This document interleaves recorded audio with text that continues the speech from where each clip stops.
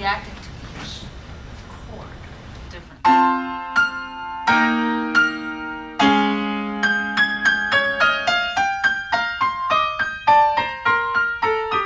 And then see if you can listen to both lines at the same time, the way you would play a Bach, really. I've heard you play Bach. You play it very well.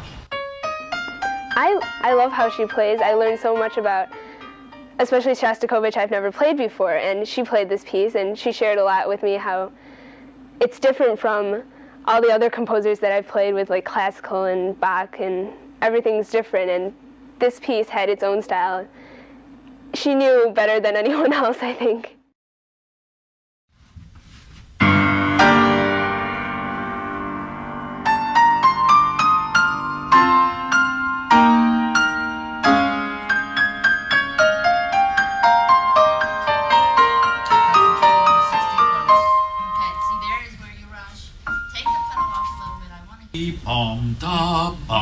There was a reaction in how you felt about the chords, but it was also how the chords went against that upper note. And then after that, you have dee da da dum, dee da da dum, dee da. Part of our job is to guide these young people in how to bring the music to life. You know, how to phrase, how to listen for the important parts that they need to hear in order to fit their part in.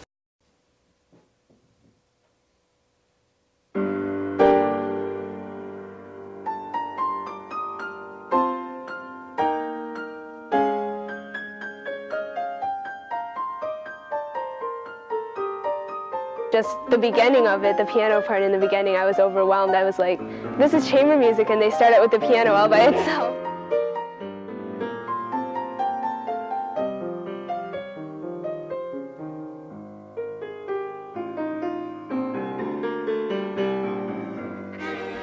Well, for me, performing, I wasn't thinking about before. I was just thinking at that moment how I'm going to do that and pretend no one's there and just us five in the front.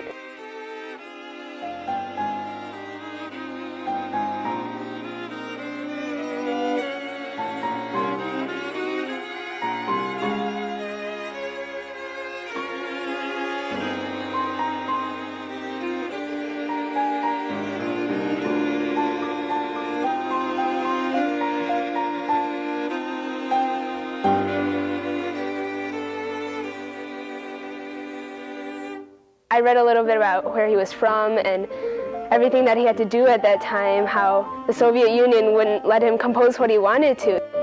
When you start out with this piece, you could feel him and how he was so repressed, and he just finally, writing chamber music, he could do what he wanted to. He didn't have to do it for anyone else, and you kind of want to be in his place, and he was a pianist too, so I kind of feel like he composed that part for him to play in.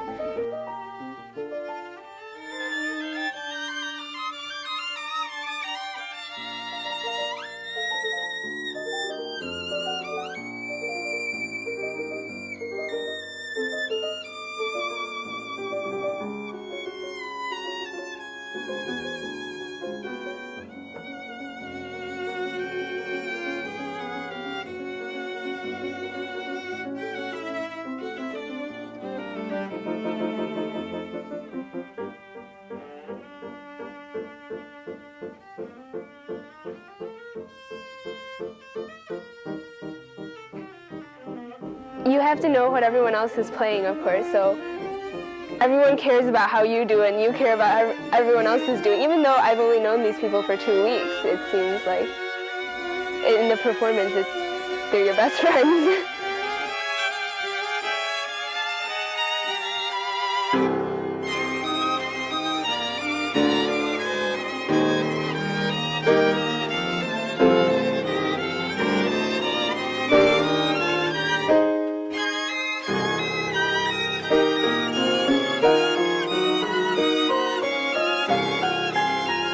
It's the ultimate form of teamwork. I mean, I look at the high level that these players, for instance, in the NBA, these few guys on the court, and if one of them missteps somewhere, the pass goes out of bounds and they could lose that point. It could be the difference between winning the finals and not. And I'm amazed by it. And then I think to what would happen if one student for an instant let his attention waver in not even just a crucial moment, because so many moments during the play. I mean, there's not even the time of running from one end of the court to the other or dribbling the basketball. If you let your attention waver for an instant, the whole thing can fall apart because you let your attention waver.